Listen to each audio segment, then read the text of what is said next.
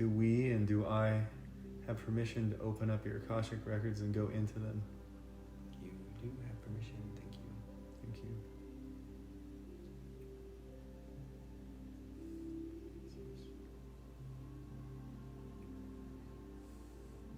So you're going to hear me ask some questions out loud. I may be asking myself, and at some point I may directly ask you a question. If something comes up for you, please feel free to ask it. Basically what I'll be doing is sort of asking myself back and forth and going through a linear fashion of all your lifetimes, crafting a story together that will help you understand where you are now, what you're going through, and where you're going. So the beginning. It's the soul, your evolution. Where did you start from?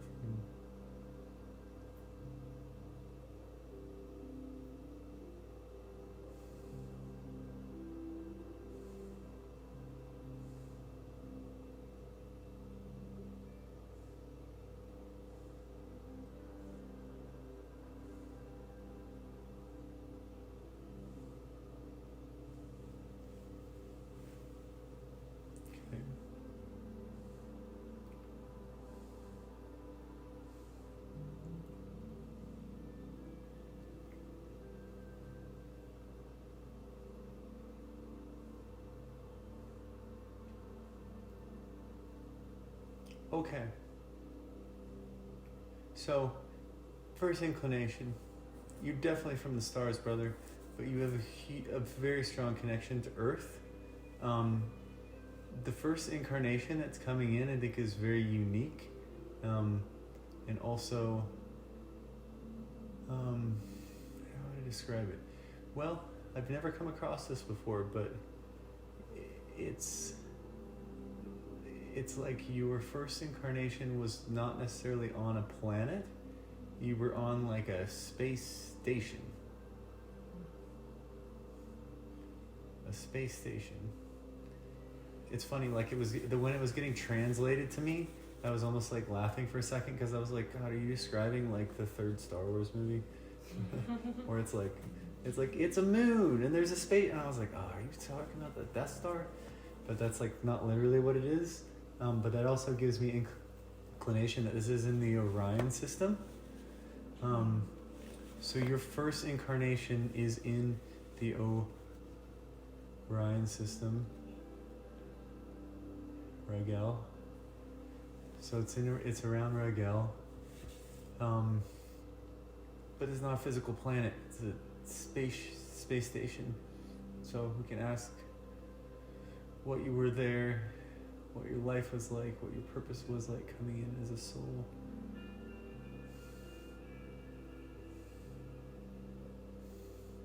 And what you were. It was humanoid. Yes.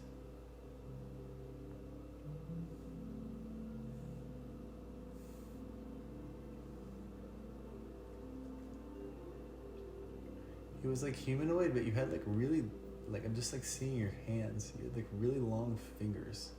It's weird. You had really long fingers, and almost the ends like had little like, they could like suction things. Mm-hmm. I don't know why specifically I'm seeing this. So yeah, very, very long, slender fingers.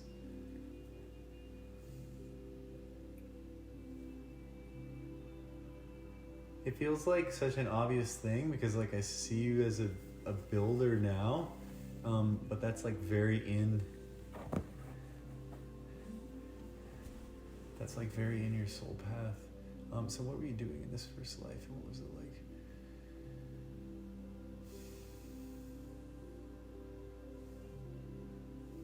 It really just feels like learning and study.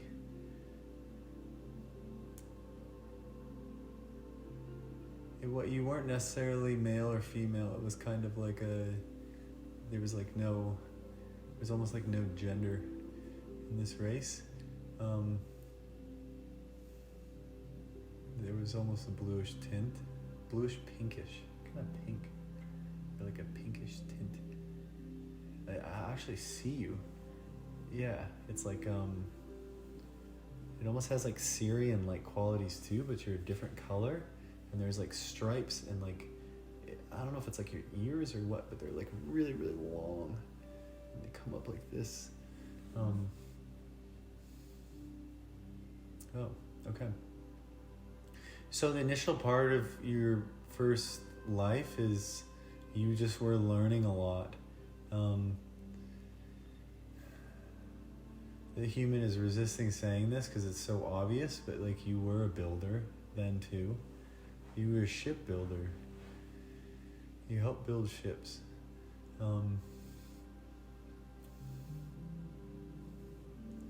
This first life was long, and it was trying.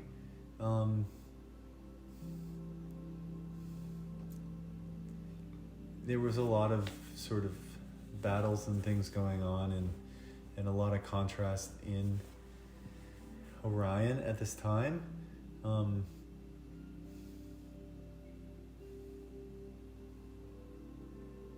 It's almost like you were called upon or like created as a soul based on necessity, based on what was happening in this system.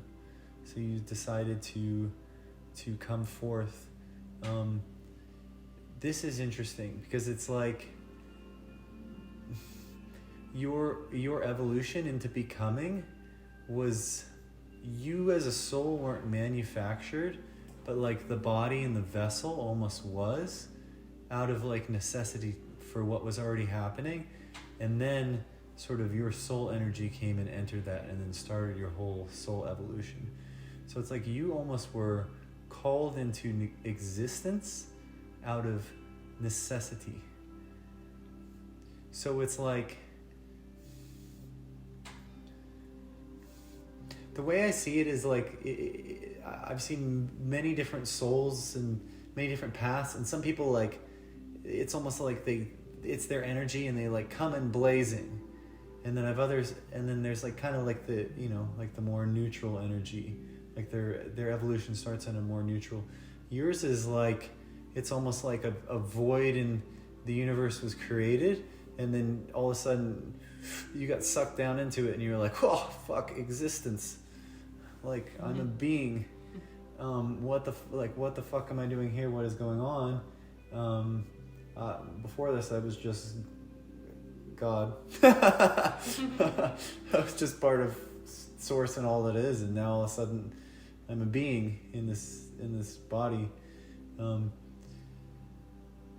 that's like the biggest thing that comes through is the first experience that you ever had feels very mechanical.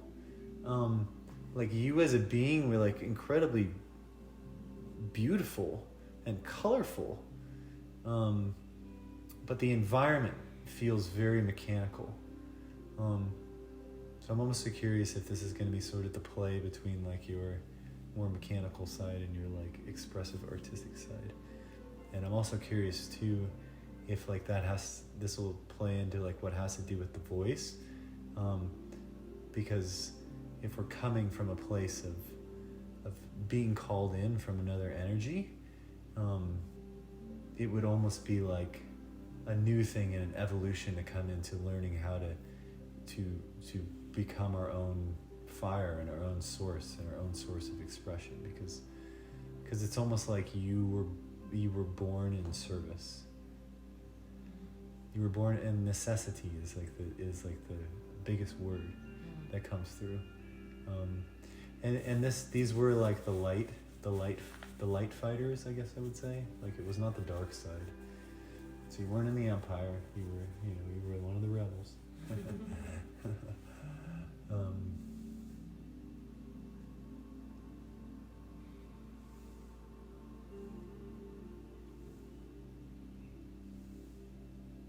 So this was a long life. It ended. There was like sort of a just as you were called in, you were nicely put, called out by someone. So there was definitely it was natural, universally natural, but yeah, this is like first life. You came in, you were of service, and then someone offed you.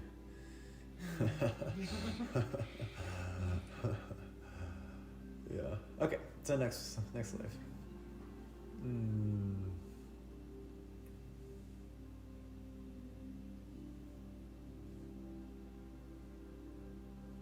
Okay, same place, Rigel again. But this time you didn't come back as a builder, you came back as a fighter because you were pissed. Because someone killed you. Yeah. So this is definitely more masculine energy. I think this kind of lit the fire under you. You're like, you called me in here for this experience and I came to be of service. And how am I thanked? Someone fucking offed me? And you're like, yeah, like, no can do, man. Like, I'm mad. I'm mad as hell. So, what form did you take in this lifetime? It's like kind of similar, but yeah, it's more, you know, much more like masculine and muscular and, yeah, you were a fighter. And this actually happened several times. I believe you had several lives like this. Started in Rigel. It was mostly there. You expanded around Orion. Let me ask if there's anything particular about this lifetime that's super important here.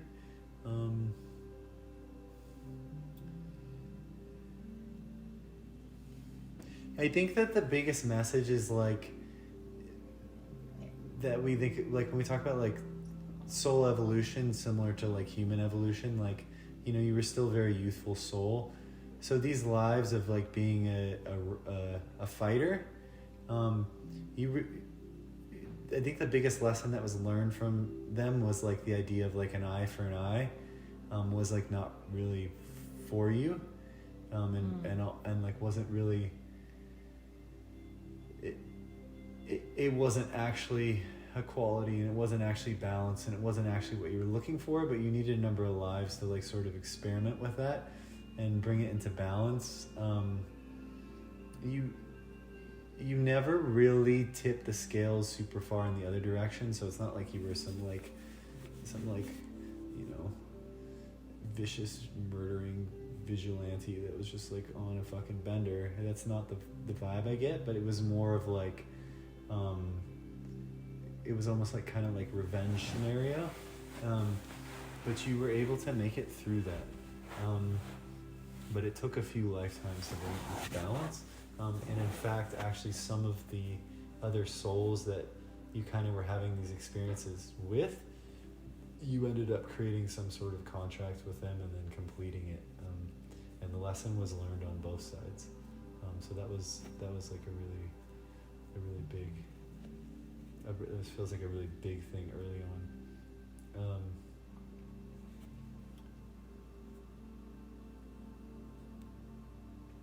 It feels like the throat issues come into play very early on, and so it can have something to do with these lives and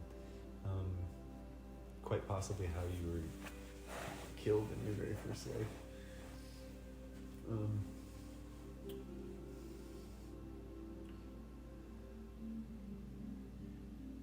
But I also don't want to pin it all on that. I think it also has to do with the the idea of feeling like you were called into something as opposed to like stepping into your own creative power and creating an existence. So yeah, if that makes sense. Okay, so in the first life, what was the way, the manner that I was taken?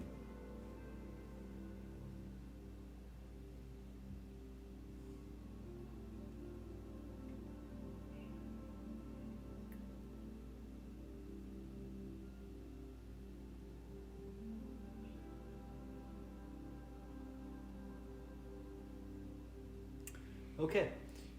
What I'm getting is that you were asleep and somehow someone created like some sort of, I'm seeing these like rings, and so it was almost this like ring portal, and someone like came through it in your sleep, and then through that portal basically became physical, and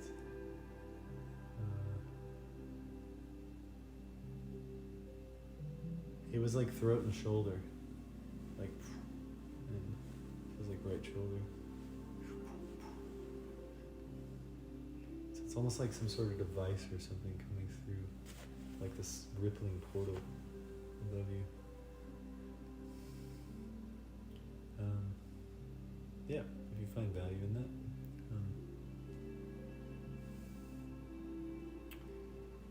Okay, so are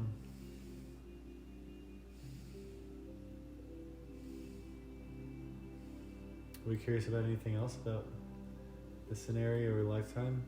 Or do you want me to keep moving on?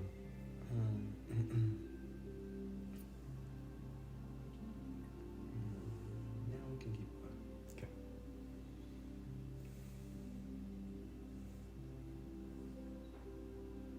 So there was 4 lifetimes in Rigel. 1 is the builder. 3 is the warriors. 2 is the warriors and 1 is an officer. So your last one was you were in a more commanding position.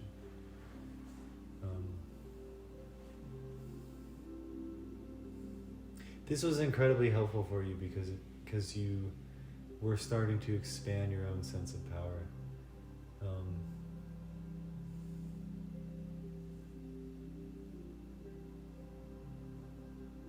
It's funny, I get that. Like you were, you became an officer, and what's the word, like ornery? It's like kind of grumpy, right? Is that what that means? Not sure. Yeah. So you were like in charge, but you were like kind of grumpy.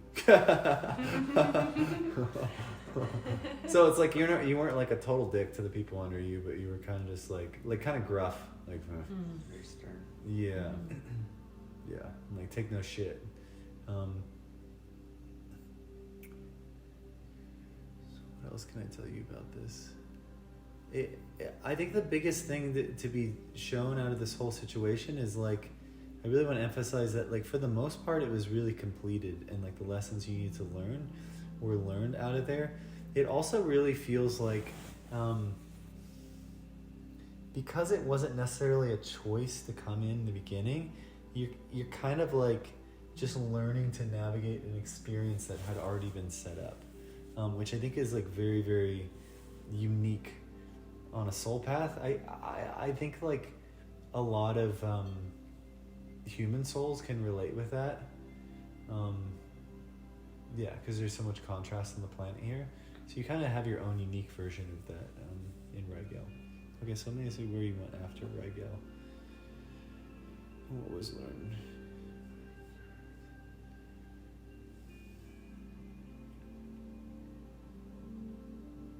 Okay, so I just get that you need like a bit of a break on a soul level.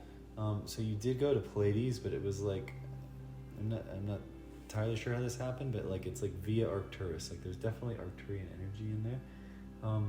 So in higher dimensions, you basically like you're basically advised by the Arcturian Council,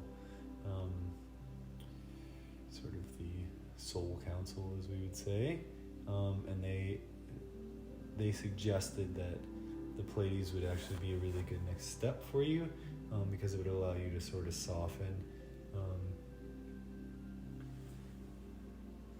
And so you did incarnate in Pleiades just one time, just once. There's definitely a connection there. It feels like more of a bridge than a home. This is like a bridge. Like this place also really served its purpose.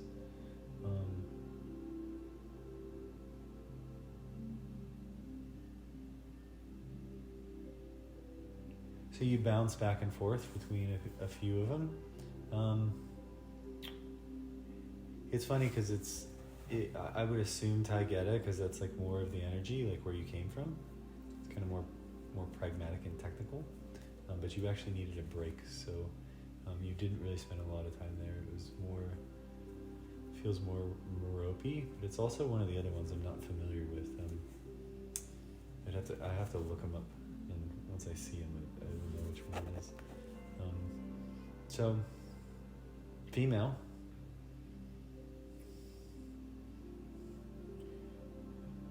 Playful, peaceful. your first, this was your first coming together with family.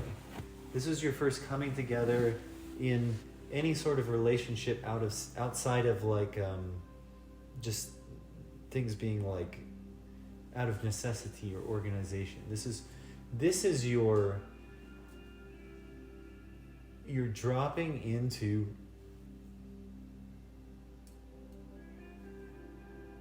doing things for literally the sake of doing them. Doing things not for necessity, not because it has to be done or it's organization, but because there's potential joy, there's potential play. I believe that this is where your creative side came from. This is where you started to tap into this energy. And also the desire to be close to others, to be involved in relationship, family, friends, community, lovers, all these things. So you dabbled with it all on Pleiades.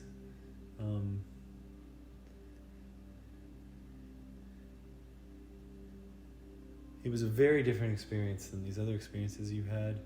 And in fact, it took some getting used to. It was almost like you were learning as a soul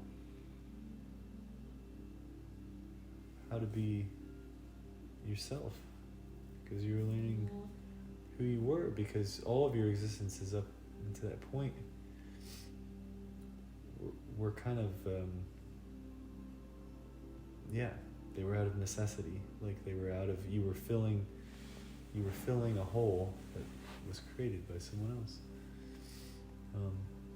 So this was your first diving into, experiencing, assimilating into, breathing, living, actual freedom. Even just understanding the concept again took quite some time. It's like you went to the Pleiades, like the Arcturians were like, the most logical decision for you is to go to the Pleiades and learn what it means to be free. And you were like, oh, okay, that sounds good. And so this lifetime is like very, very long again.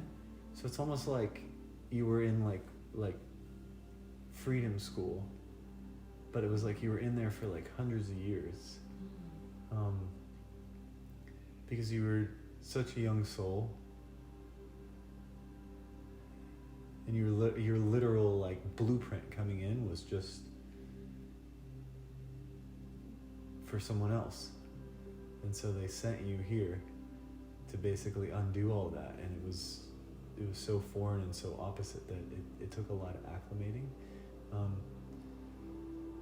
But it's something that you have started to integrate on, yes, a soul level. I think it's very much a part of who you are now. So, yeah, like you had family, you had a family. You got to experience love, you got to experience beauty, you got to experience creativity, you got to experience divine orchestration, you got to experience living by synchronicity, you got to experience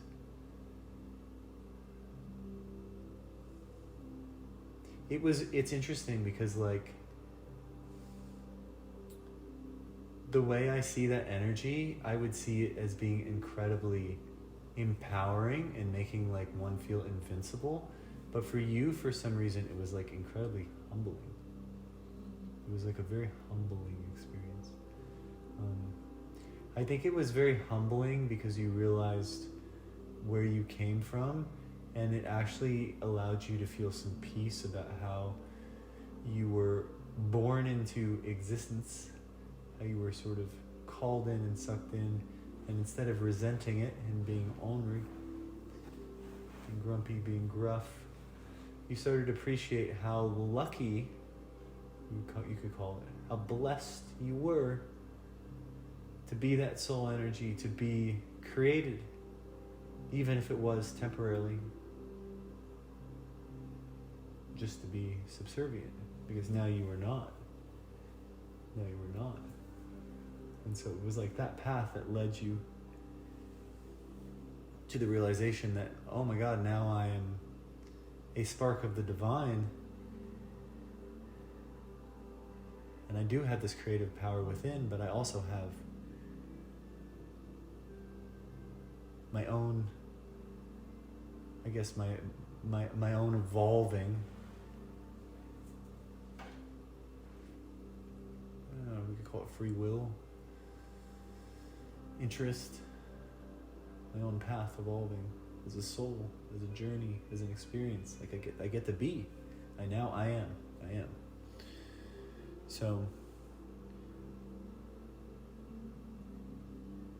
So you did travel back to Orion in this Palladian life. You were hands-on there, and you got to sort of work with some of the old systems and the old things that you did, but you were able to approach it from a really different energy. So you really got this sort of see things full circle.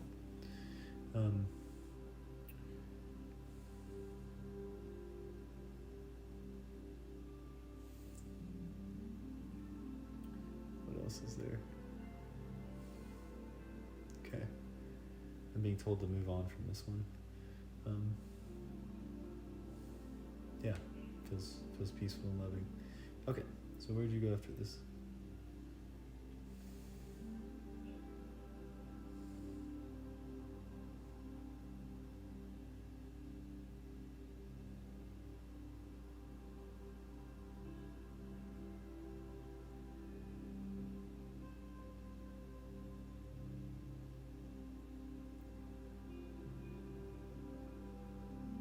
Okay.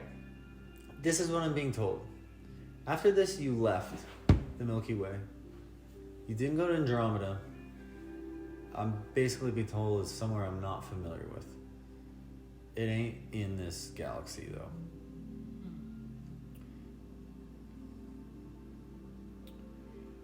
So maybe we can ask what I can translate to you, what Pana's feeble human brain can understand about this place and wherever you went.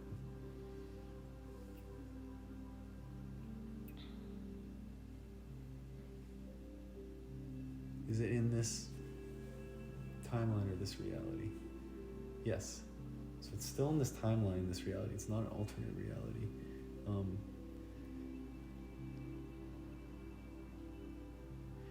You basically went to another galaxy, but it's like somewhere so far away that like humans don't really even know about it. So I'm going to ask what this place is like.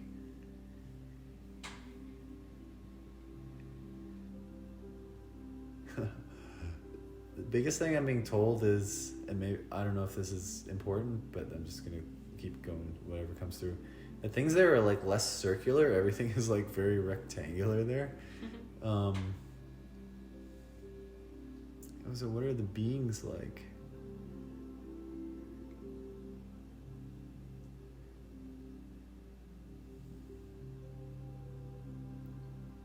Oh, okay.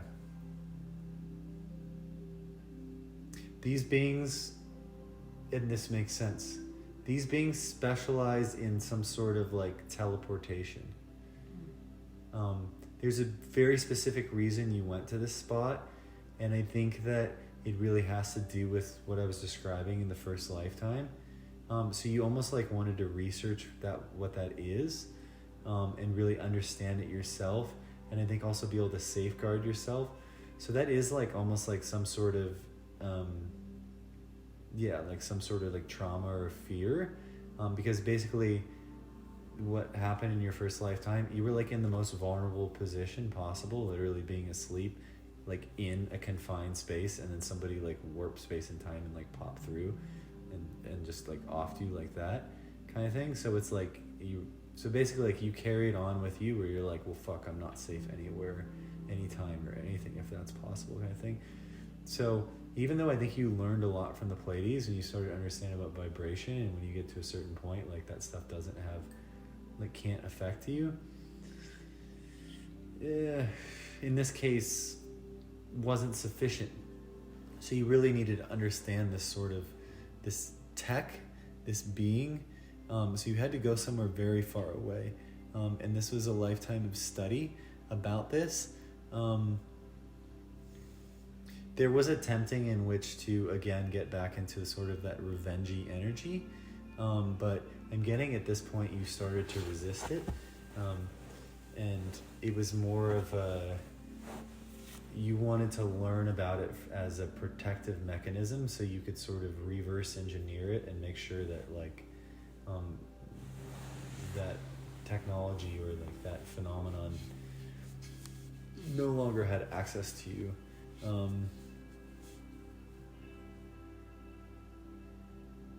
This was a shorter lifetime. Maybe it wasn't the happiest, but it was like a very necessary step. It was really about understanding vulnerability in this very specific case, so you could learn how to basically protect yourself from it. Okay. Anything else about this?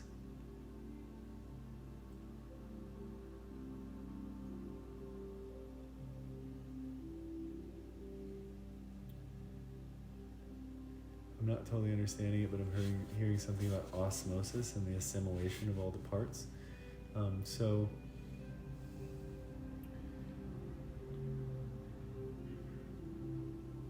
I think that has to do with how the portals operate. This also may tie in to your desire to build some sort of device or something like that to affect the vortexes.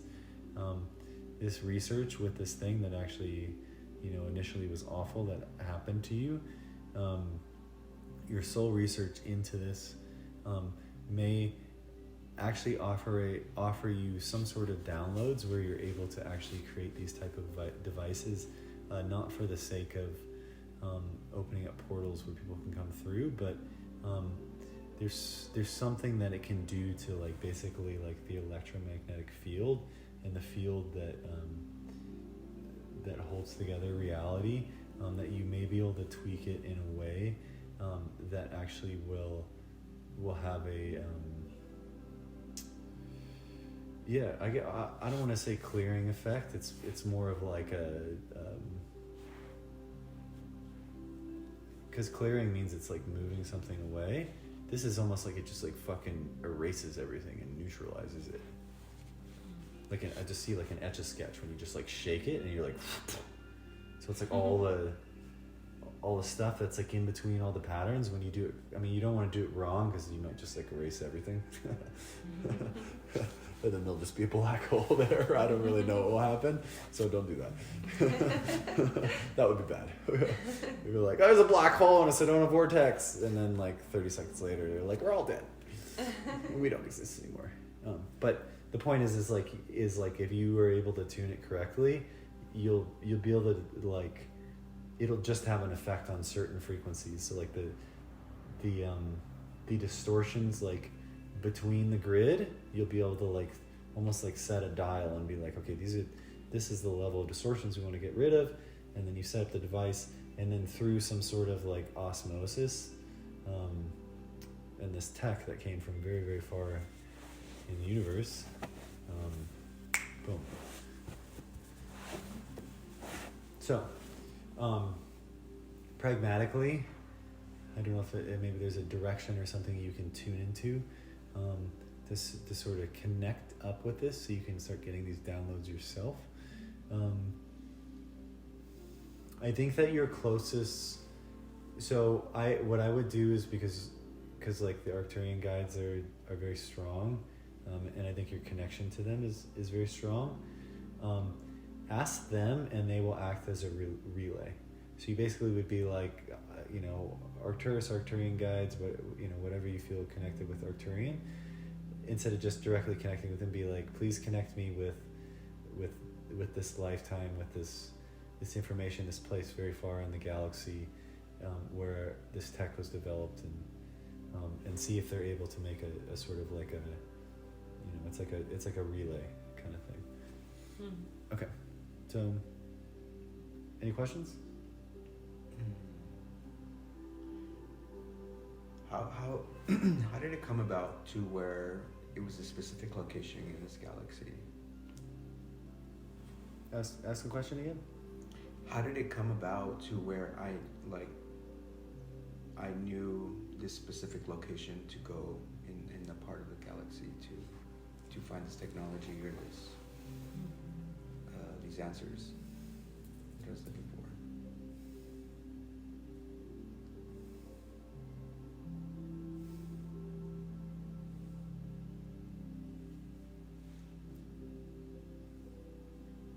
I get that so it was like an in-between lifetime decision. It was coming on more of a quantum level. It's not like you were like, oh, I'm a Palladian being, and then this other Palladian came along and they were like, yo, dude, you should check out this place that's really far away, and they had this. It wasn't like that at all. The information came through more on a soul level. So let me ask.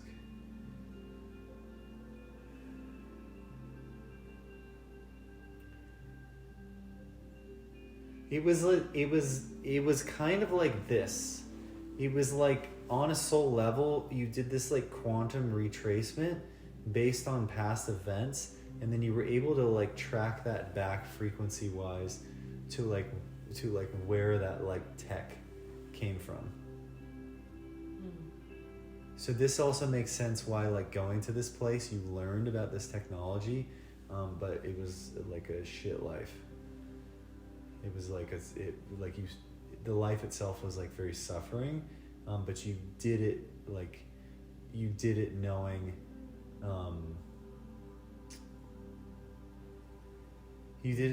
that you would be able to come out the other side, like learning what you needed to. Is this place like, I don't know if this place like necessarily evil. They have both too.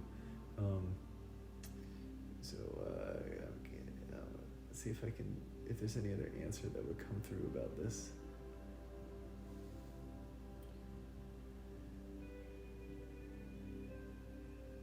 It really feels very again connected to like the Rigel and the Orion lives. So like on a soul level, there was some sort of like information pocket that was able to guide you there.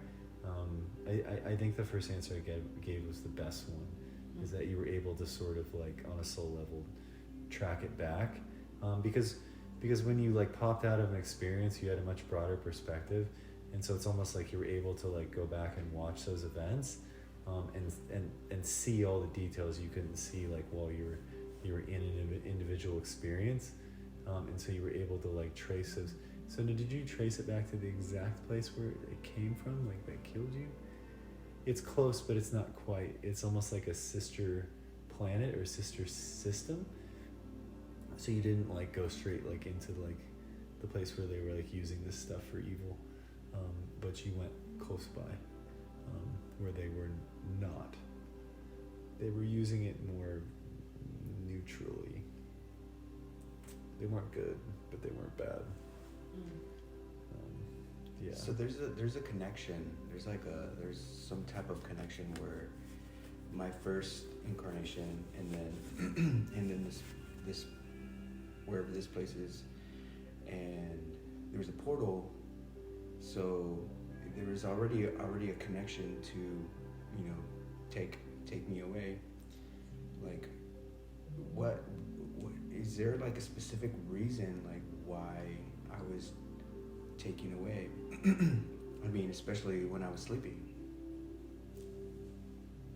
There has to be like some type of significance of like, did I do something that caused this other, galaxy to freaking come over here and be like, okay, you're done. Just here, you knew too much.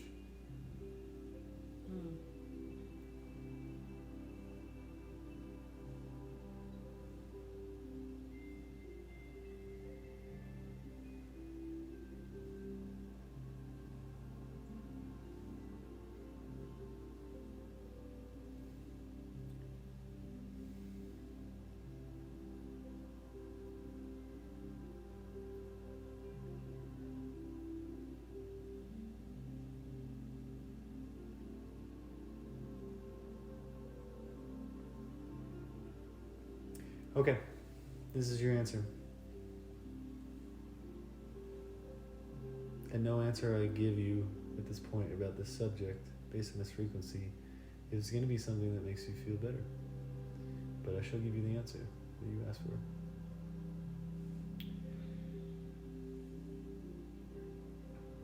You knew too much. And because you were called in and filled the space, this initial lifetime, you were seen as expendable. And so these beings, from the perspective of neutrality, saw an imbalance, and they decided what was best in the course of the universe at that point in time. Not necessarily in an evil way, but to bring things back into balance. For some reason, that life was seen as expendable.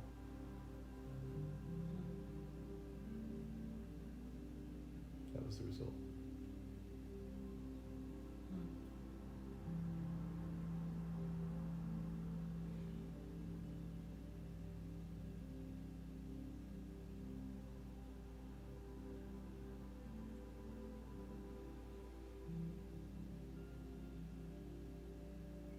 You could say it's heavy, but I don't know, it's just like fucking real. I think that, yeah. I'm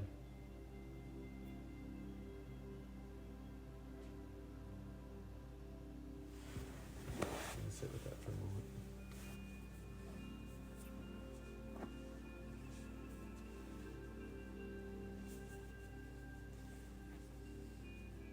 I think that this is a story of understanding the evolution of value. And again, I emphasize the Pleiades life, where you start to discover, oh, I'm not just a cog. Oh, I wasn't just called here to fill a void. And this incredible gift that was given to you of existence, and of course starting out was,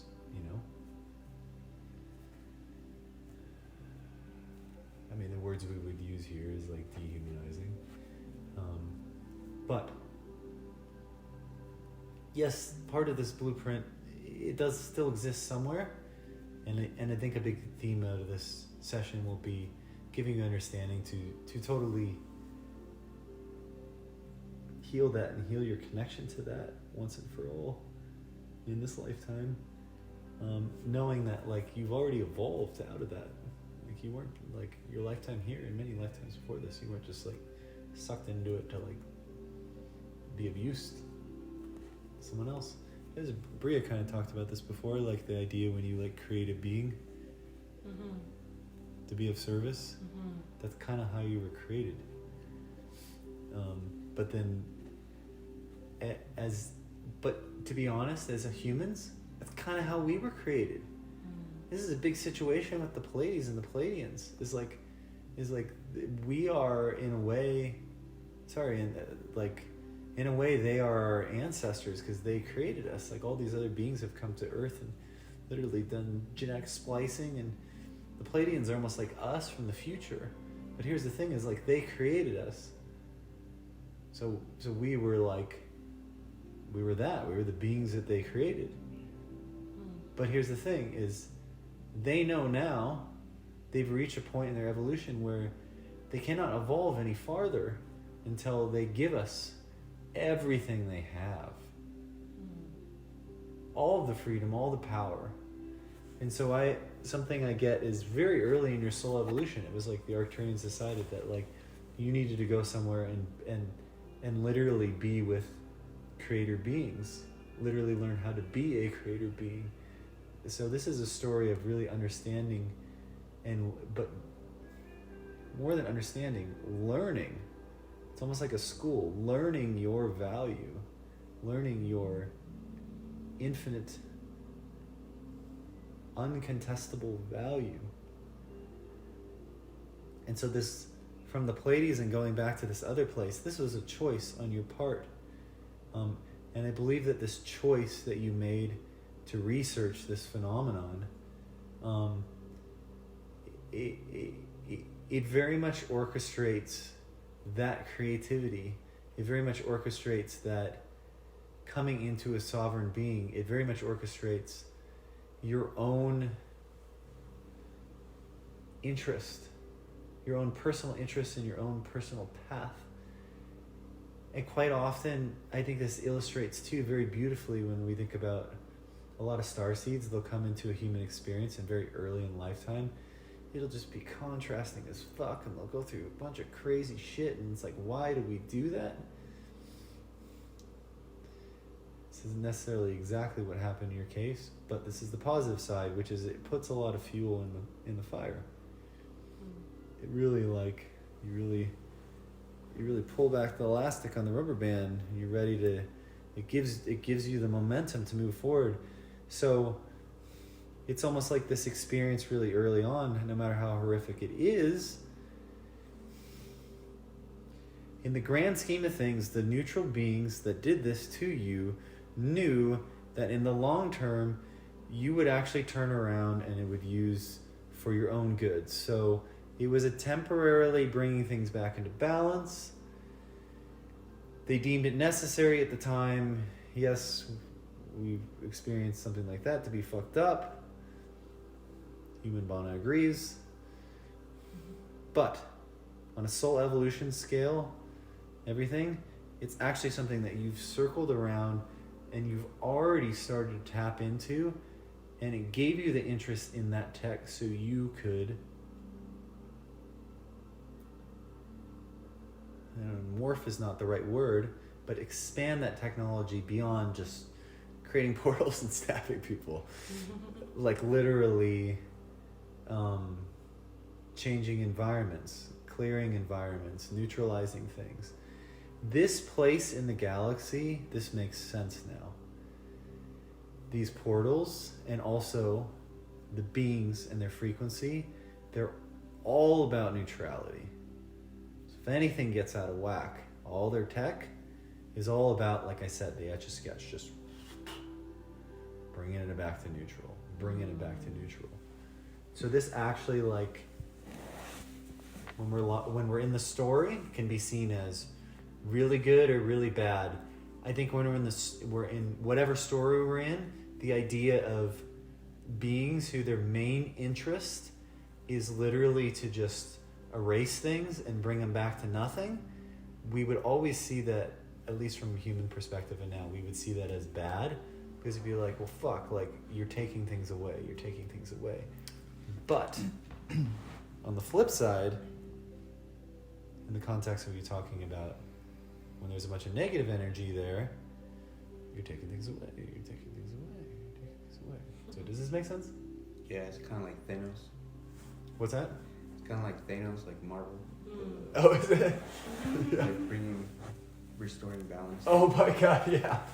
Yeah, it's kind of that vibe. Yeah, it's a little bit of that vibe. Love that. Yep. Yeah, he was seen as the evil one, but...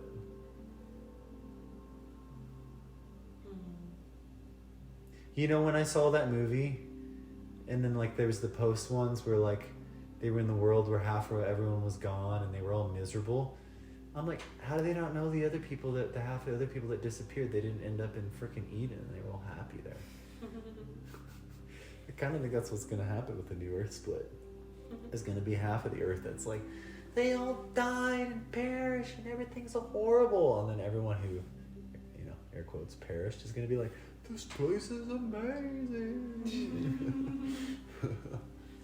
Okay. Are we feeling complete from this section? I can move on? Yeah, it makes sense. Okay.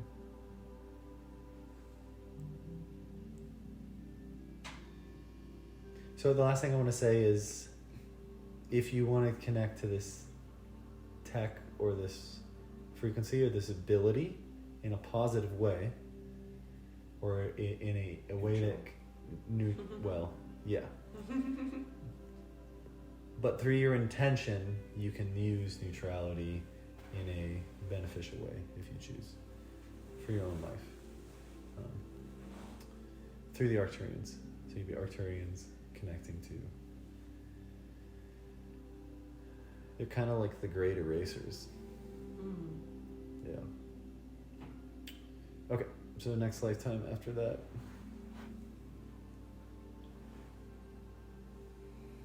Arcturus. Arcturus. Really strong. Super strong connection. Yep, you were. You were, you will be, you always will be.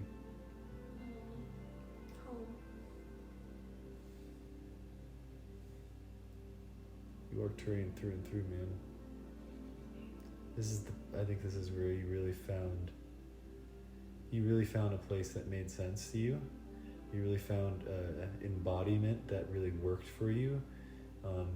You really got to experience creativity and expression, but also this incredibly technical side.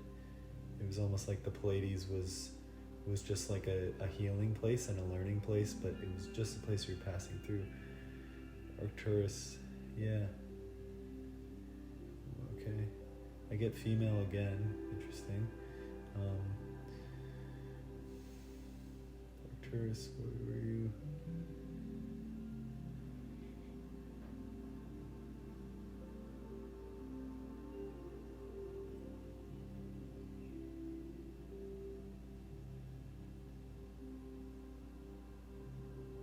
Interesting. This is so interesting. So, you almost were like a rebel in the Arcturian system.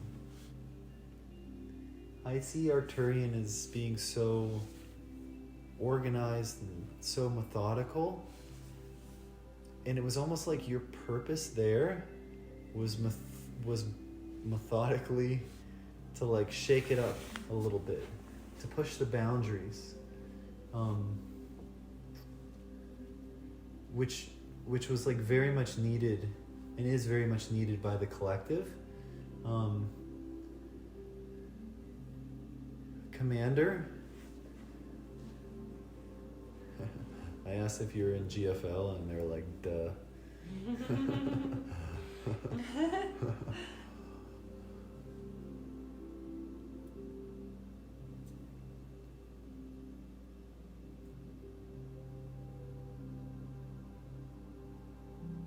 So you associated with many different races and many different beings. You did have a tendency to favor some over others. The Arcturians didn't love that. you were just like that. I don't think they like really get on each other's nerves, because it's like so loving and so high vibrational. But it's like you really took the system, and you're beautifully able, and you, as an Arcturian, you continue to do this. You're beautifully able to always work within the system and never like smash out of it, but just like find the perfect line of pushing the boundaries, and they're like, well, he never went too far, but every time they're like, oh, that guy or that girl.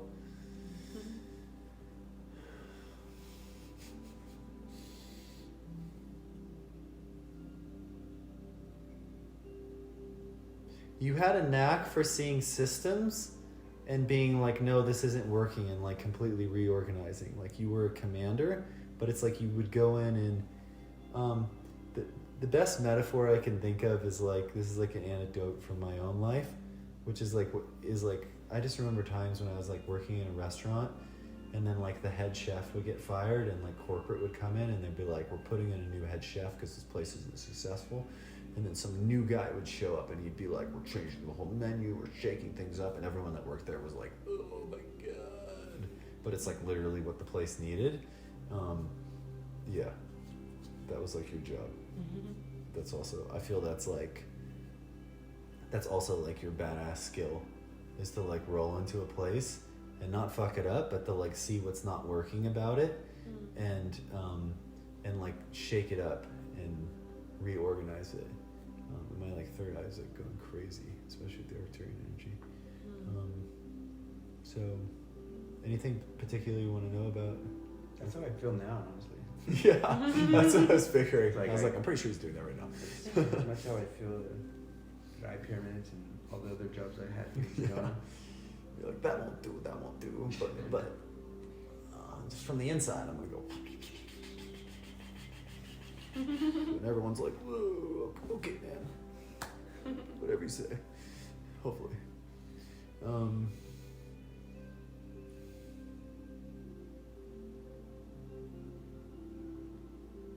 Do you have direct contact with Arcturian guides? No. Well, not that I know of. In this current consciousness. You will. You will, and you do, and it's more subtle.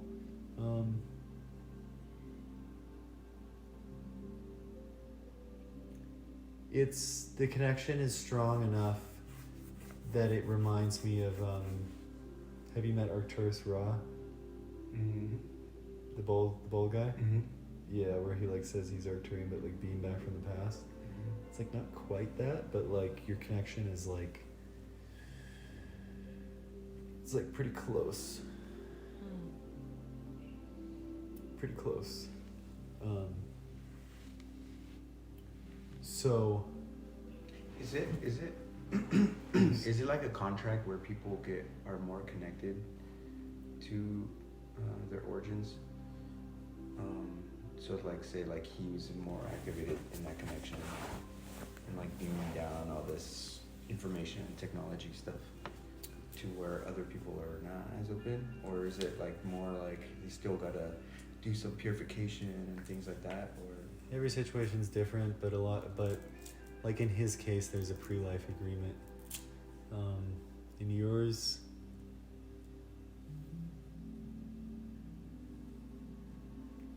it's less specific. Like his was very specific that like it's him and he's come here in this body to like build these things. Yours, there's a bit more sovereignty into your own existence. The best way of describe it is like the hallway he signed up for himself is a bit narrower than yours, but you still have like, you still have like guardrails. Does that make sense? Mm-hmm. Yeah.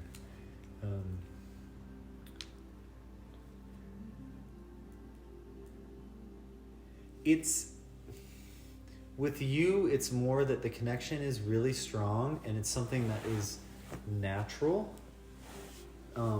It would be a natural evolution if you continue to choose to lean into it.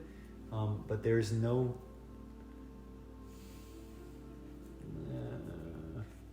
hesitating. I was about to say there's no requirement in this life.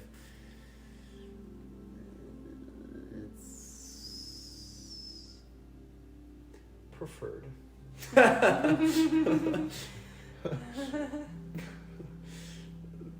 They're being very nice.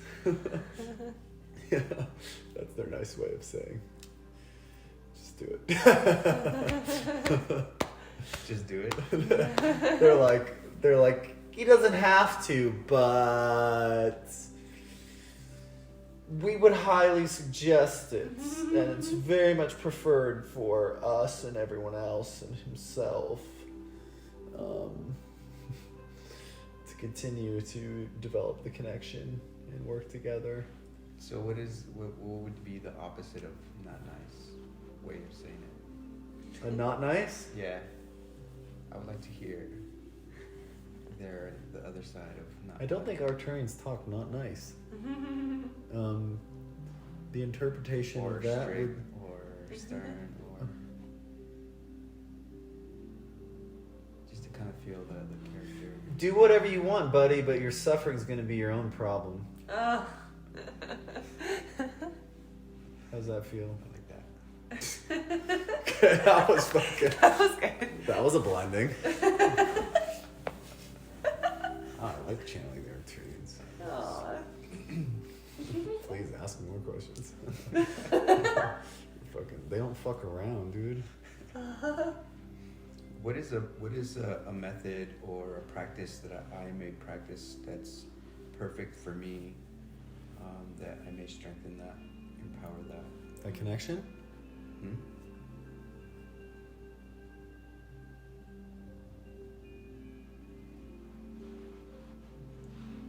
I would like something that's very specific and not just something in general, like meditation or just call upon me or Yes. blah, blah.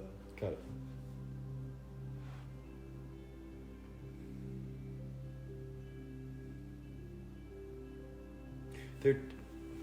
We're going to start with this, and it's going to evolve. There's essentially an L going from here, the third eye, and it's angular here, and then it links up with the crown. Okay? So we're starting here, like this. You see? And it's not circling, it's literally like, almost like there's a pipe, and then it goes like that. Okay, that's the first thing I'm seeing. Okay, tell me more.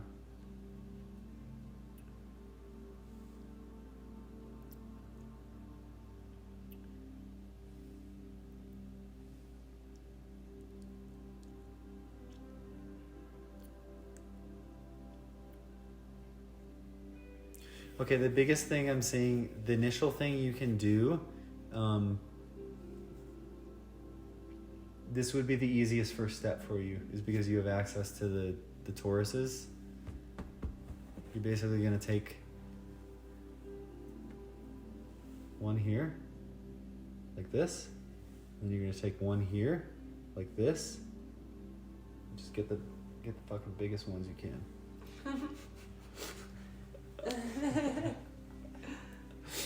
Okay. You're asking for something practical. Here you go. You fucking blast yourself open. Is there a certain frequency Yep. to? Yep. Yeah. Get there.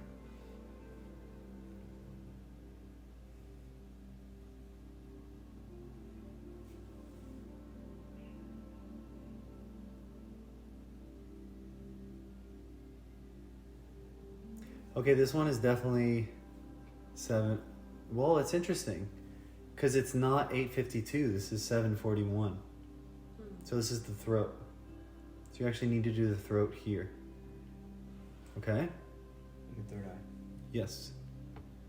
And then up here, it's, the obvious one, the 963.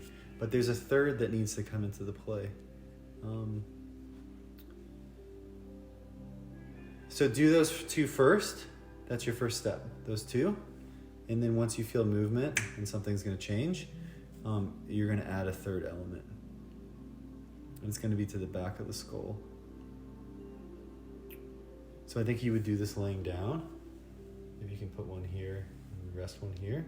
And then eventually you're going to put one behind your head, resting behind your head.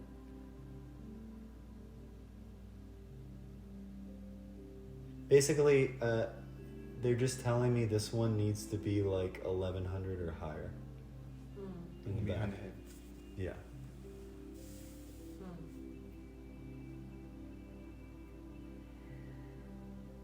And as you're doing this, you are going to breathe, of course. You're going to breathe in here to the middle. And then where do you breathe out?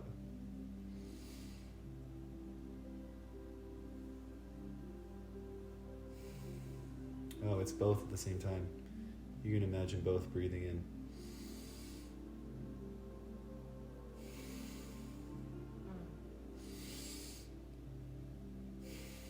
Like the two angular lines. Make sense? Mm-hmm.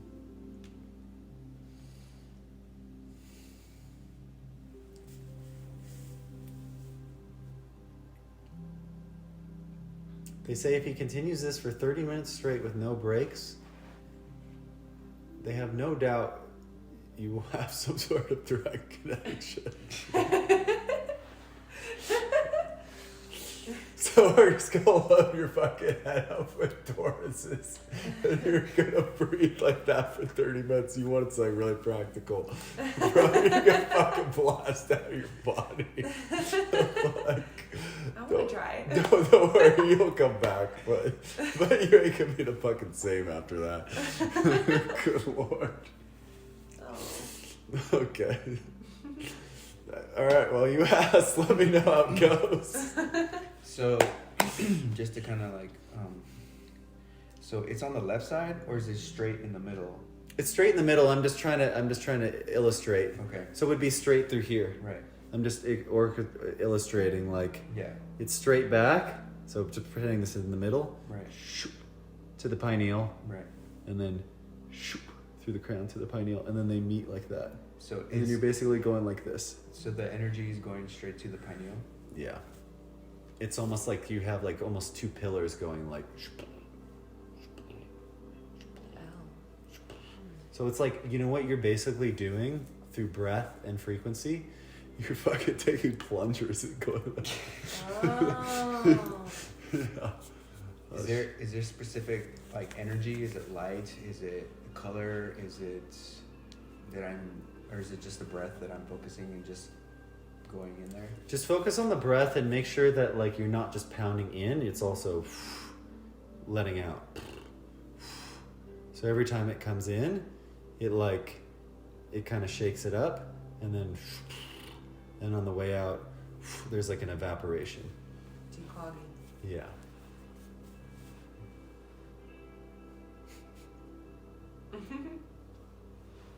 I think that's like specific enough. There are no other. They're articulating this, and I agree. There are no other thoughts that will serve value. There'll just be more things that you need to declog. So just the breath itself and that visualization, if you can hold that focus, and of course thoughts come, then use that mechanism to let them out. Yeah. I mean, it will take some focus for sure. But, yeah. I'm gonna try it. So eventually, you said eventually that there's one behind the head. Do I just go for it and just do all three of them? They're suggesting you start with the two first. Okay. I think this will be something you will have to try a few times. Probably because to focus for that prolonged of a period of time is going to take some practice in that way, you know? Mm-hmm. Especially when you're working out kinks, because as you do that, there are going to be releases, and in the releases you're going to get a bunch of thoughts. So it feels like one or two times without the one in the back of the head, and then by the third you'll be able to. Third time you try, you'll be able to do it in the back of the head, and that'll be like once you get. I mean, I'm assuming you'll use like 111 frequency, 1111, the 4 ones, 1111, or something like that. Or it could be higher. You could use the angel frequency. That might actually be better. Do you guys have one that's like 20,000 hertz or something like that? What's the highest one you got? I'm sure there's apps and stuff that we could use. I'm not Just sure it just needs to be higher than 10. So it don't go for like the highest possible. It's I think just higher than 10. So like 111 would be good. And that's the one for the back of it. That's the one for the back of the head. Yeah, I can write this down too after. I'll remember. Okay. Shall we move on from that? Mm-hmm. Okay, Arcturian. So, anything else we need to know about that for now? They said the Arcturians are telling me they're complete. Okay. So where did you come after that?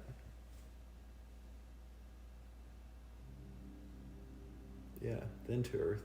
Okay. Let me ask how many Earth lifetimes you've had.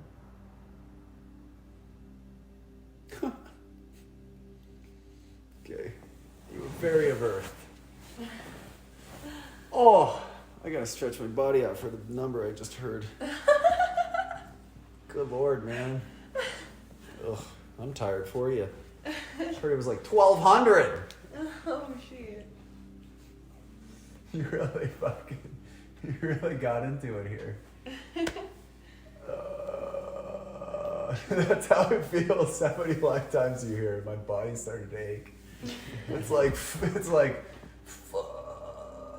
Man, why do we keep doing this so much? Maybe I can ask how many in the past and how many in the future. No, those are all past. Okay. 1,200 lifetime? Yeah. In the past. Yeah. Like, so many. So, obviously, I'm not going to get through them all. So there's quite a build-up. There's quite a build-up. There's quite a build-up, and your connection to the human psyche and the human consciousness and what has been going on here, and the understanding and the overcoming into sovereignty, I think very much connects to your early lifetime in Orion, Rigel, with what happened there in the first lifetime, how you were created, the Pleiades lifetime learning, freedom, kind of learning the skills, and then becoming very Arcturian. Definitely an Atlantis connection, a lot of early lifetimes there. Parallel versions of Earth for sure. Not so much gray connection, not with the grays so much. No, not really. That's more of a future thing involved in like the hybrid agenda and stuff like that. It's not a huge connection, it's more of a side story. But Atlantis for sure. Yeah, Lemurian too.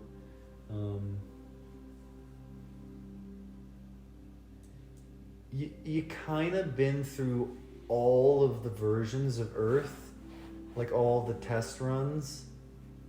And I mean, they weren't really test runs because everything's a test run. This is a fucking test run. We're in a test run right now.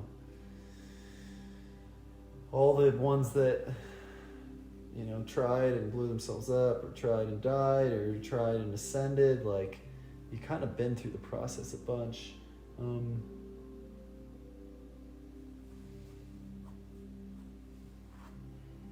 You definitely got sort of wrapped up in karmic life cycles, karmic cycles, sort of the wheel of learning.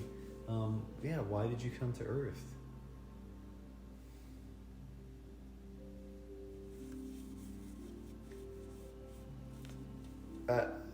I gotta tell you, man, like, the Arcturian connection, very strong, but it's like, you came to Earth because,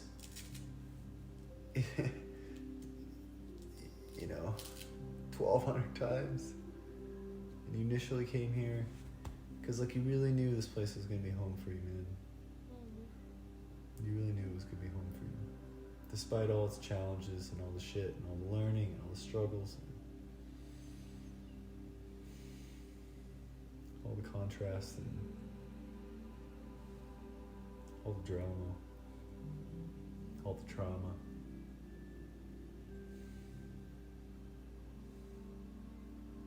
It's like you just came here for it all. So just the softening and recognizing of that, I think, is a really beautiful thing, where you're like, yo, man, my home ain't perfect, but I never wanted it to be. I just wanted it to be this. And I think there's on a soul level, something you find so beautiful about a place with such great contrast and a place with such great variety. It really has echoes of Orion, a place with great contrast and great variety.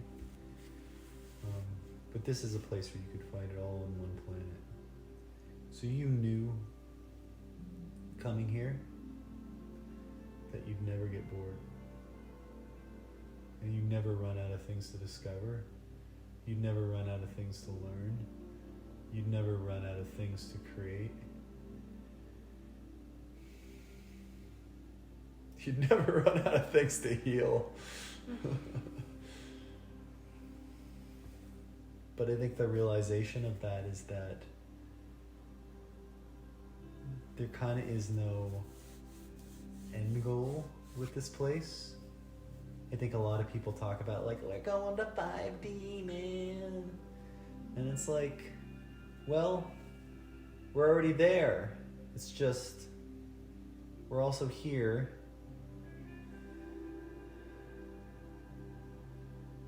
And you kind of already have it figured out on a soul level, which is, if I ain't loving here, then there's no way I can be there.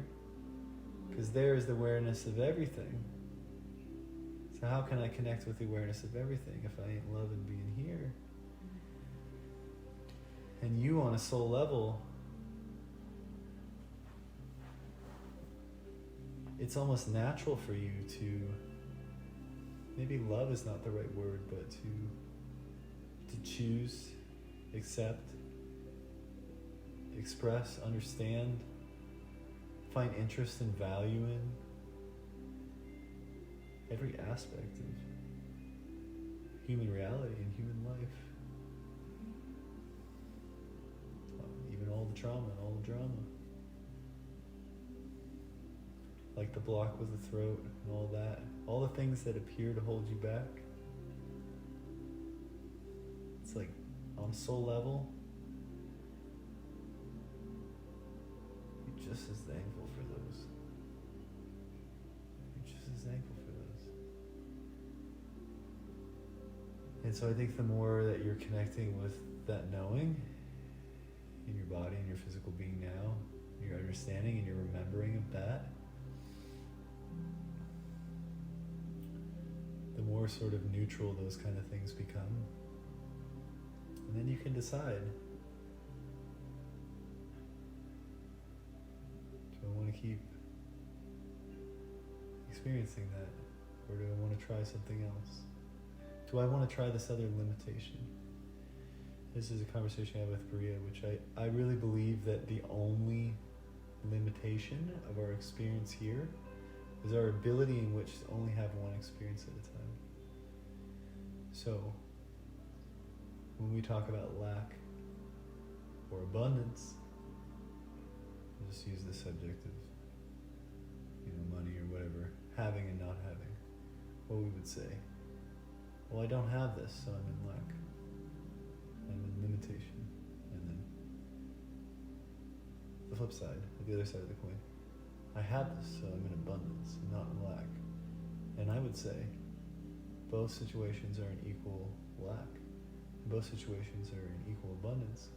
Because both situations are in equal limitation.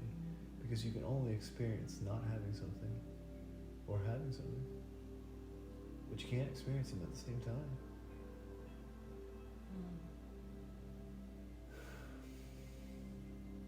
So that understanding, I hope, is a gateway in which to look at anything that you view as lack and simply say, the only limitation of this is that it's the only experience that I can have right now. And even when I have the flip side of it, which is my voice is completely open, I'm fully expressive, all of this is flowing forth and through me, well, that's quite simply a limitation too, because that's the only experience you can have at that moment. And that will continue to change and evolve, and then we begin to see the beauty that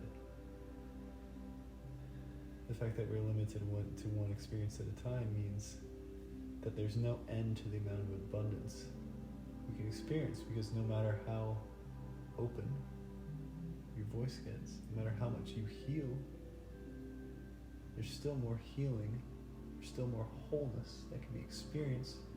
You'll never get bored, you'll never get tired of it, because it can never end, because you'll constantly be experiencing more. And what is more? More just means new. More new, more new, more new. More new, more new. Okay. So is there anything else I can tell you about relative to this reading, these human lifetimes?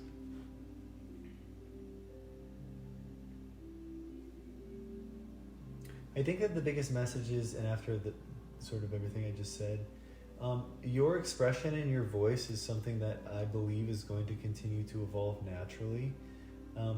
It's not, I don't get that it's really something that you need to work on a ton. It's more of like kind of the process that I just described, which is just relaxing your attachment to the story and to the experience that has been, and really just bringing it back into like, meh, like, so my voice doesn't feel that open right now. Yeah, I don't really care because I know there's a version of me where it already is. No big deal. No big deal. In fact, I remember all the times where like I have spoken my truth. I have felt open. I have felt creative expression. I think that really like the gateway is oh, we're bringing it all back together here. The gateway to your healing is the same place your trauma came from, and that is the portal of neutrality.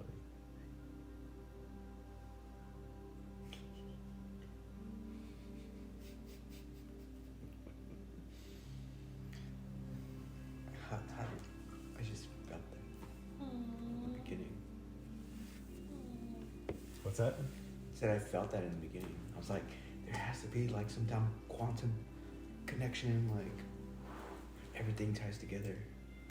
The beginning's so fucking end. I never know, but I if you have any more questions, I feel complete. That felt complete. But if you need to know anything else, I will. I'm happy What to is my answer. connection to the spirit or the soul of this planet? Your connection to the spirit or the soul of this planet.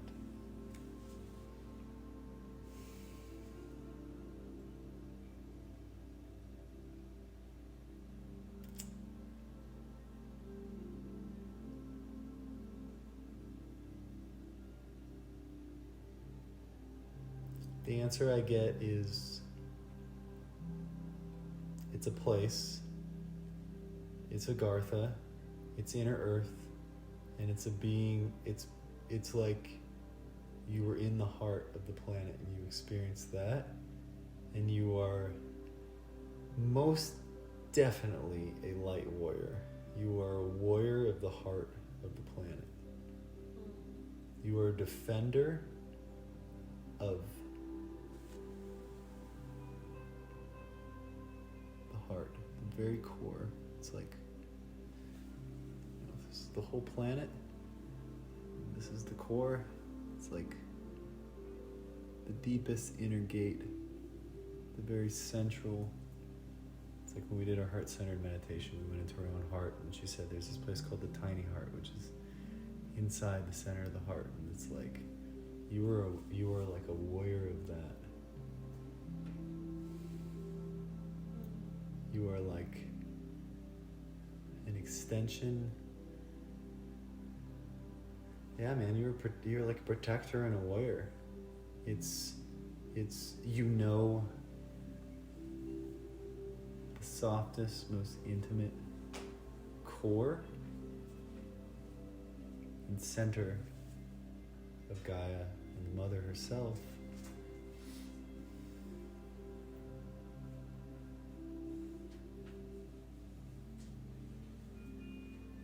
And your connection to that and knowing that has instilled something very deep in you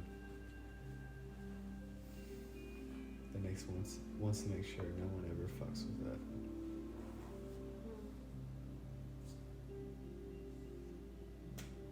Did that answer your question? Mm-hmm.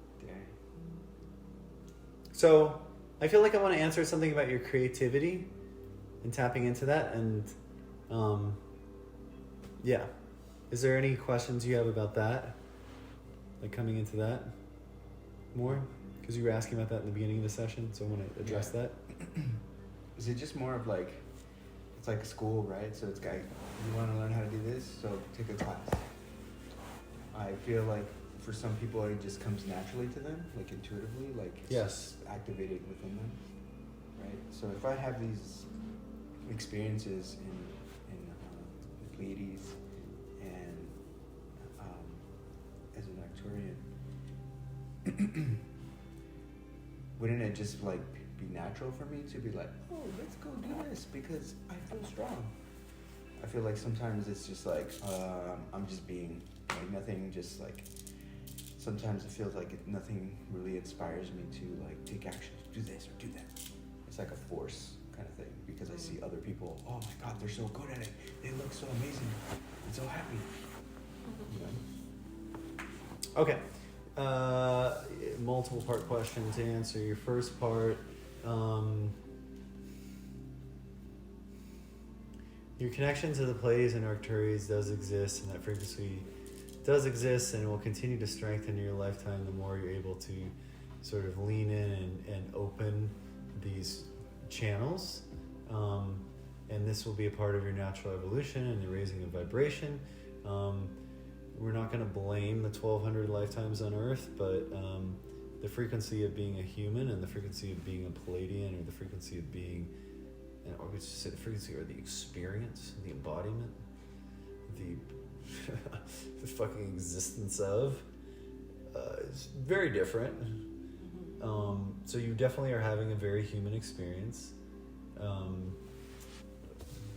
But I think in the reading, the emphasis on the connection to these other places, because I think these are places that you can really grow from and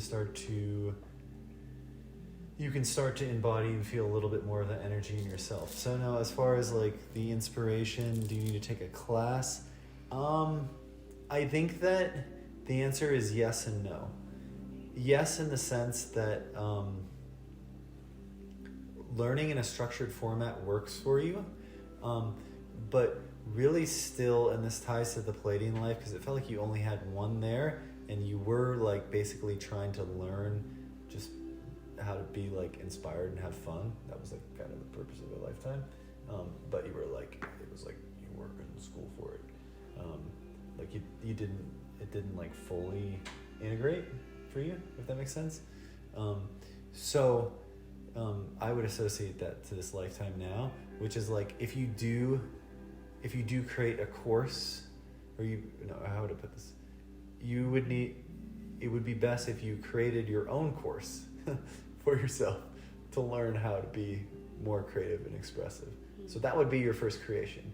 So the logical thing would be like, well, should I go do a course? And it's like, well, I need to be creative, so I need to create my own course and structure so I can learn how to be creative.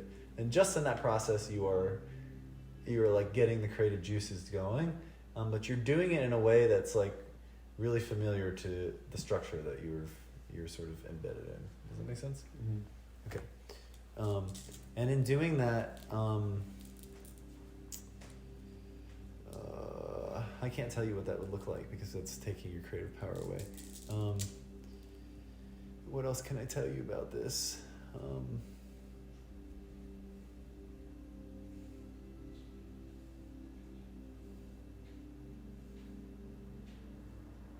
I guess the simple question I can ask you is like, what are ways that you feel like you act, or things that you can do that help you feel liberated, wild, free?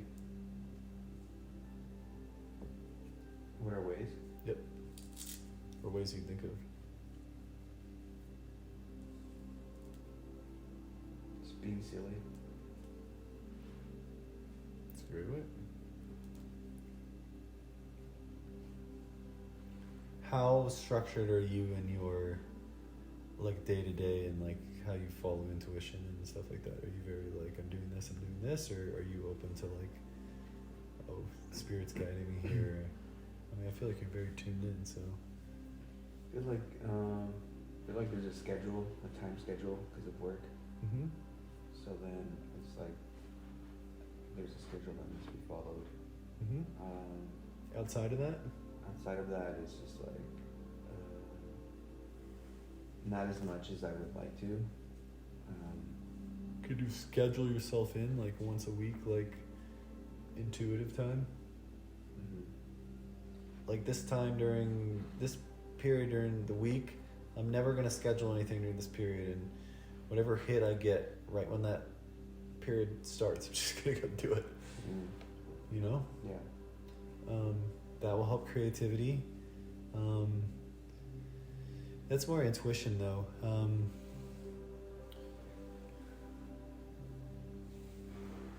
I think it's also I think it really comes from like expression and like and like the self-worth thing, like really understanding that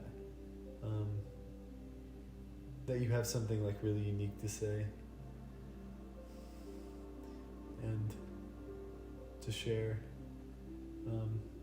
How do you like, if you were gonna imagine yourself, like what would it feel like in like the best way? Would it be like super playful, or would it be like super informative, or like what do you feel like you're? I feel like a little bit of both. Yeah. I feel it's like There's the balance between the two. Yeah, because when there's something to be expressed, it just comes out. It just like flows. Of course. And and I guess part of like my mind would like that to kind of keep going. I guess there's like maybe like I have to do that, but then I've come to like a realization, and this kind of like helps out to like solidify that and make me like not make me, but just like it just more of a understanding of like when nothing needs to be said, you can just be. You don't have to say anything. Like someone needs to say something, just allow them, or do this or do that. But when it comes to me, like it's okay to just be, just to be. So it's just like reinforcing that. I don't have to say anything. I don't have to really do anything. That just simply being is more than enough. And is that satisfying for you? Yes and no. Sometimes? Yes and no. So is it? So sometimes yes, I am satisfied with that, because it's like I'm putting pressure on myself that I have to do this, I have to say this, or I have to, this, that. And then when I just realize and remember that it's like, hey, I don't have to do anything, then it's just like, no, okay. You know that. So. Okay. There's a specific place you need to go, and it's in Boynton. And it's on the left-hand side. It's probably right before you get to Subway, and it's the rock that looks like a temple, and it almost looks like the Acropolis, like it's this like square temple. Do you know what I'm talking about? I'll probably have to show you a picture of it. Yeah. I'm gonna show you a picture of it, but you need to go there. Okay. You will definitely receive things in regards to this there. That place is almost like I'm getting now, it's like a library of information.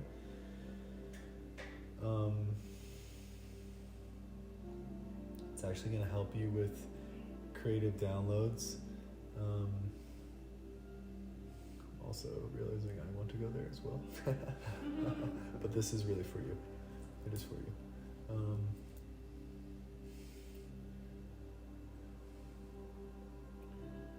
The energy there is going to spark something creatively in you, and expression wise. And I also, getting back to what you're saying before, which is a little difficult because I'm feeling the energy of that place so strongly now.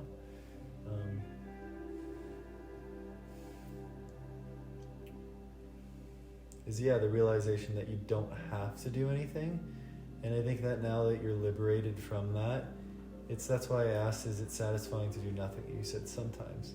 And so like, of course, the answer is, when it's satisfying to do nothing, then do nothing. But when it's not satisfying to do nothing, then do something.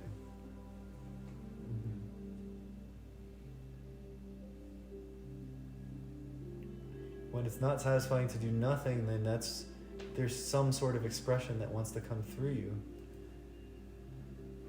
And now that you realize that there's no need to do anything, of course.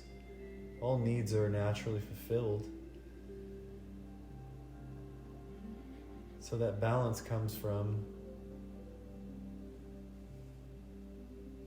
it's not even a trust, it's like that knowing comes from, I'm being guided to act in this way. And when I do nothing now, I don't feel satisfied. Now is time to express.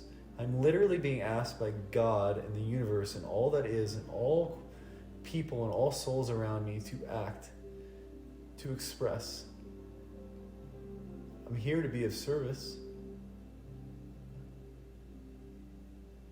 This is why sometimes it feels uncomfortable just to be, because you're being asked not to just be, you're asking to express yourself. You're not being asked, you're being invited.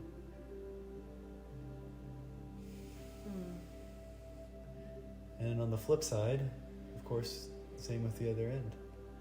Sometimes you're being invited to just be. And that's when it feels satisfying. It's the same, it goes back to the warrior spirit and this is the balance between the two. I don't think it's necessarily even the balance. I think it's really learning how to honor both ends and realize that to realize and expand and solidify the safety that comes with both of those. Because when you feel truly comfortable and safe just to be, because you know that's what you're being inspired to do. That is your part in the greater whole in that moment. And that you're not always going to be asked to do that.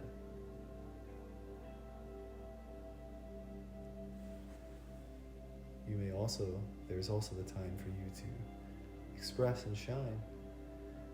So, if you ever feel not satisfied with just being, use that as an indicator that the universe and all that is telling you, yo man, we want you to express yourself. It is time. It is safe. Now is the time.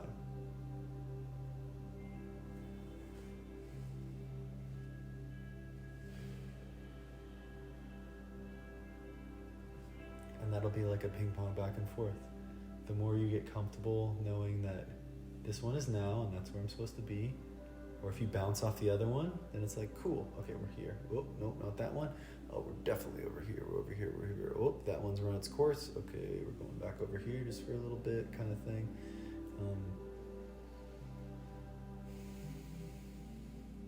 And I think it's also recognizing that that's not necessarily some control system built outside of yourself.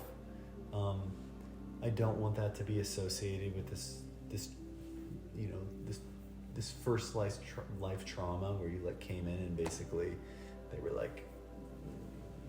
we created you, do what we want kind of thing.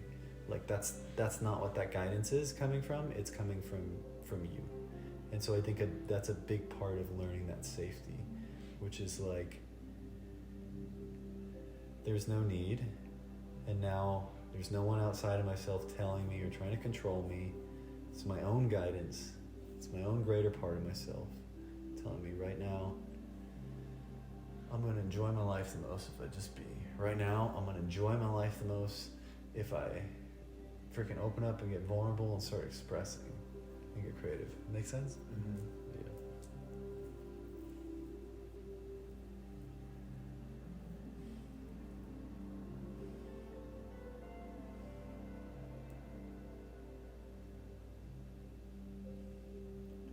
I think anything in any way you can teach others in a way that's fun, that's silly, that's joyful, it's really going to hit both bases.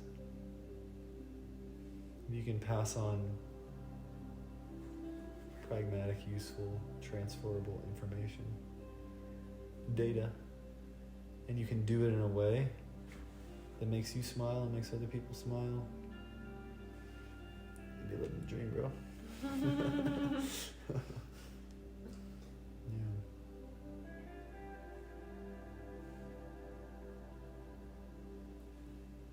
Anything else?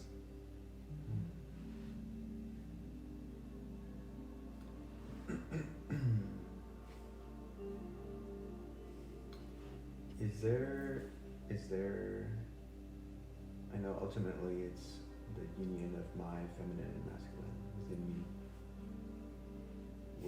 What about outside of me? Nope, you can be alone forever. Because I know it's just like, it's either like a lesson or Okay, but what the fuck? something. Okay, well, hold on. I'm seeing something. It's like a ball. It's like this it's weird, man. It looks like almost like a Rubik's Cube, but it's like circular and has like all these different colors on it. I don't know why that's associated with what you just asked. Maybe you need to like enter a Rubik's Cube championship so you can be like a super brainy hottie. Woo! Yeah, that's not what it is, but it's funny. No, that's not it.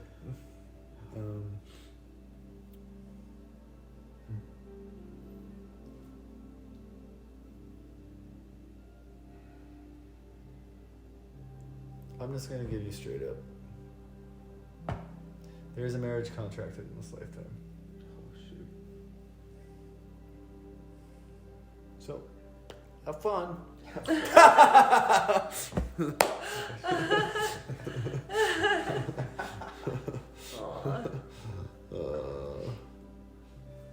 She'll be nice. That should be nice. Yeah. Don't worry. Okay, it's not gonna be an asshole. This is not gonna be an asshole. Shoot. Feisty, but not an asshole. I'll give you a run for your money. Yeah, you're gonna. Thank you. You're gonna get with someone spunky. That's why I said I fucking did that. That's why I'm just channeling silly. Everything has a meaning. Like I said, man, you signed up for it all. It's gonna be all the love, but it's not gonna be like it's not gonna be like a la da da da da da da da da relationship. It's gonna be like it's not gonna be traumatic, but it's gonna be like some real shit. It's gonna be some fucking real shit, dude. Yeah. What is real shit? What's real shit? Yeah.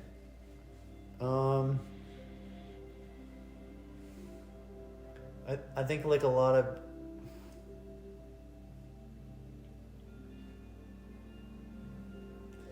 I don't know, I guess I could say a lot of growth, but it's like two people, two souls coming together and being like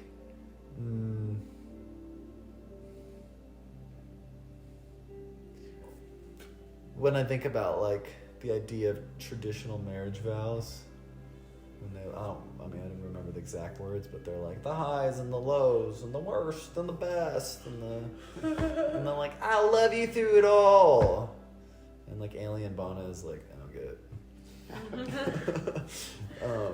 That. Oh. Yeah. All the things. Yeah. All the things. Yay. Dope. Yeah. Full ass marriage.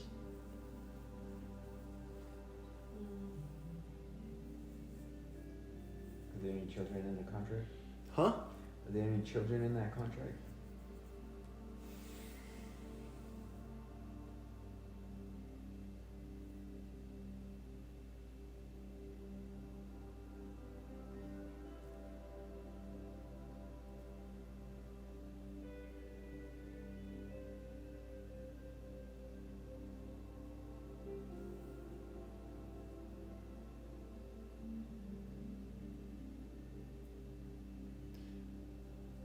it's it's like I can't say yes, but then every other word like alluded to yes. So it was like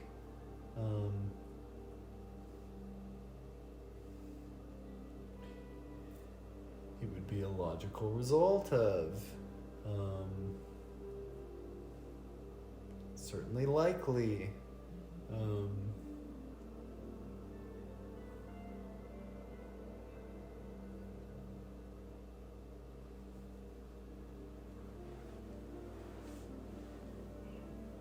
They can.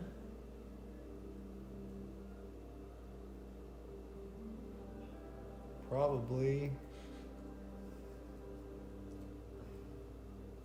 Pretty sure. Oh.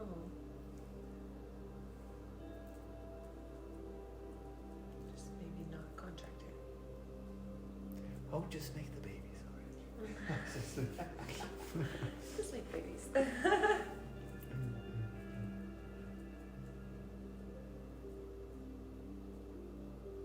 It needs to be a conscious decision. In your case, based on this relationship, there will come a time and based on the type of relationship and who you both will be, the decision to do that from a more, say, Arcturian, logical perspective would be advised.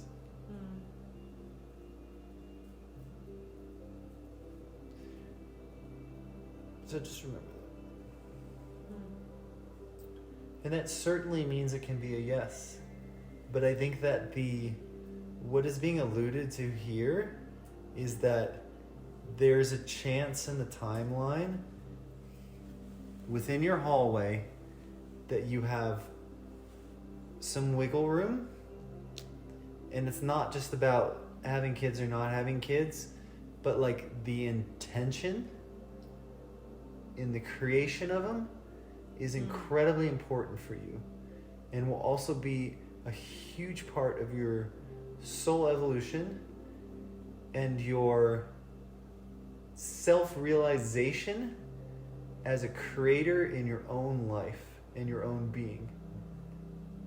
Realizing that you're not just a cog, that you didn't just show up, were sucked into another experience, especially having intention with literally creating humans and then parenting them and watching them be the reflection of that intention on a soul level, on an energetic level, on an interacting with you level for a fucking lifetime. That shit's gonna change your karmic reality for forever. So that is very important. Glad you asked that question. Because this is a huge opportunity. Huge.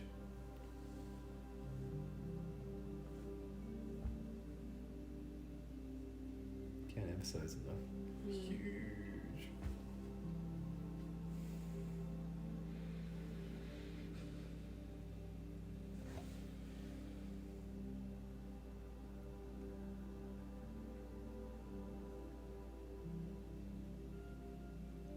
Anything else?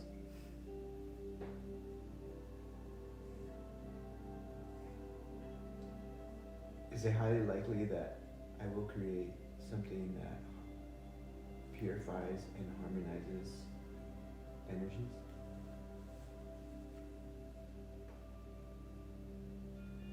The question is too broad, but I understand in the way that you mean it. The answer to the literal question is you already have and you already are, but the question that you're actually asking,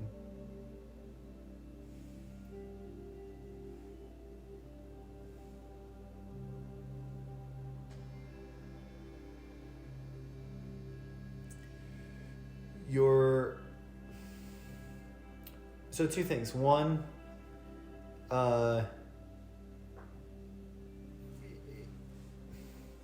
it's not hard to answer, but like we're thinking about it in a very human way, which is like either like I am or I'm not, or I'm not or I am, but it's like more of a sliding scale kind of thing. Mm-hmm. But the biggest message that's coming through is there's some sort of doubt or belief, that is hindering the process and hindering your the probability of success on this, and that can be shifted.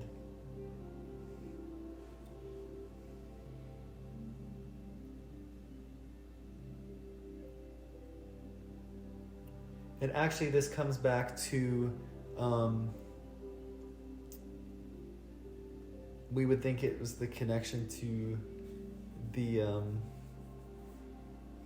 like the Arcturian and the technical and all that, but this is actually more Palladian coming in. It's definitely the Palladian energy coming in. So Palladians are basically saying, in regards to this and your success in regards to this device or tech or ability in which to do this,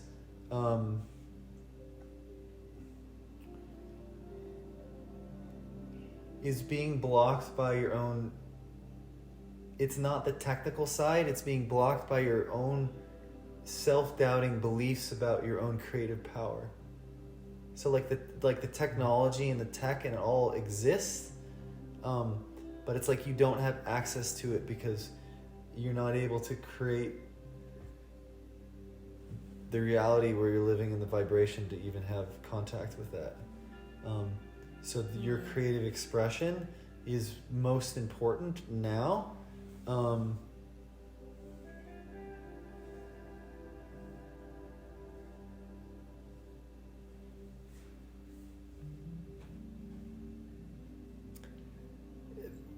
We're going a lot of specifics, but you can also connect with Sirius to help with this, because I'm literally seeing him right now. They're here.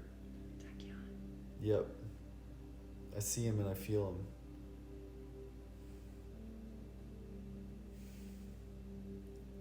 Damn, I feel good. I've never felt him like that before, man. I've heard that I've had, there's someone else that I had a connection with Sirius. Yeah. Sirius. Yep. Or that I was from there or something like that. So I was wondering also that.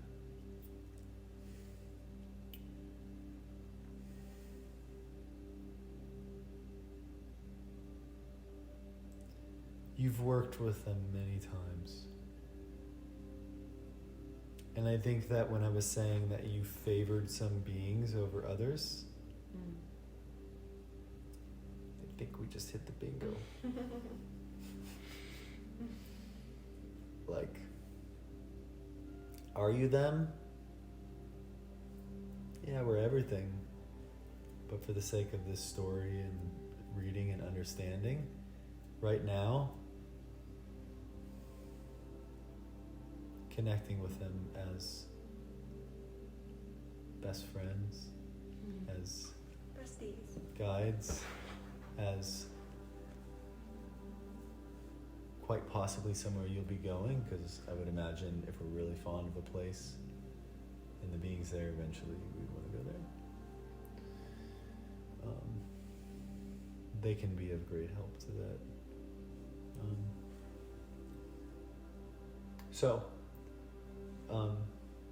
If your eyes aren't closed, close your eyes.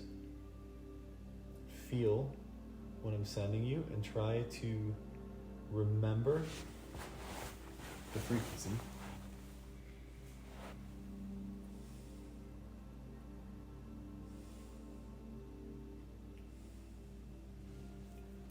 Try to remember what it feels like.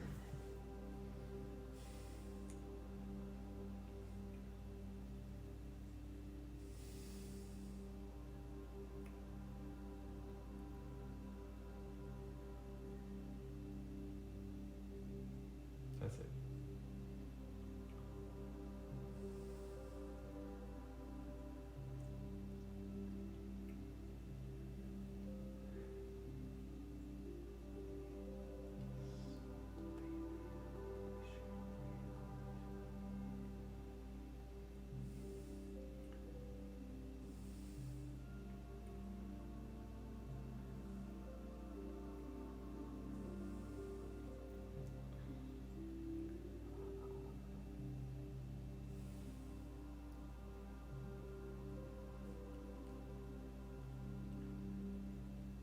belt.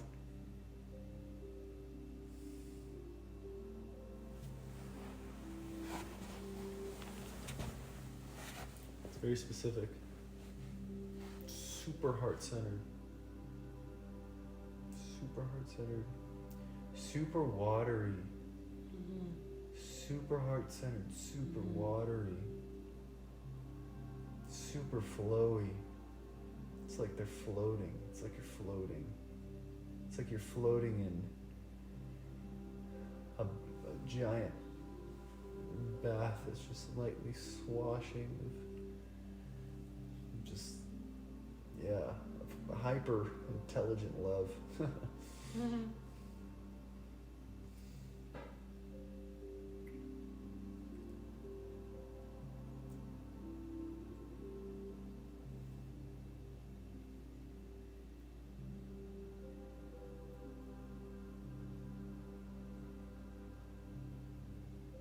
So, just what I'm hearing is like this belief or this doubt,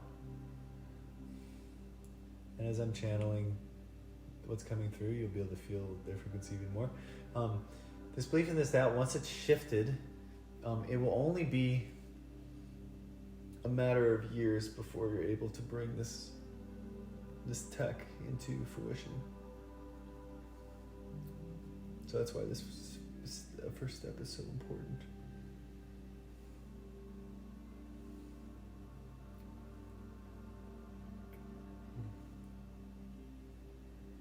So you may be going to Sirius one day, but you still have a lot more lifetimes on Earth.